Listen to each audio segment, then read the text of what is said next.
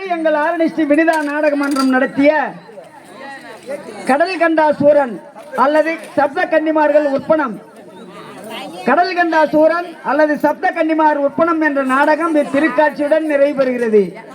எங்கள் ஆரணி ஸ்ரீ வினிதா நாடக மன்றம் சிறப்புற நாடகம் நடத்த அறுசுவை உணவு கொடுத்த அம்மையார் அவர்களுக்கும், மேடை அமைத்து கொடுத்த ஐயா அவர்களுக்கும், வானத்தின் நிலவை கொண்டு வந்து இந்த மேடைக்கு வந்த விளக்காக அலங்கரித்த ரேடியோ செட் உரிமையாளர் அவர்களுக்கும், மற்றும் ஊராட்சி மன்ற தலைவர், உப தலைவர், கவுன்சிலர், வார்டு உறுப்பினர், கிராம பொதுமக்கள், விழா குழுவினர் அனைவருக்கும் எங்கள் ஆரணி ஸ்ரீ வினிதா கலைக்குழுவின் சார்பாக மனமார்ந்த நன்றியையும் வணக்கத்தையும் பணியன்புடன் தெரிவித்துக் கொள்கிறோம்.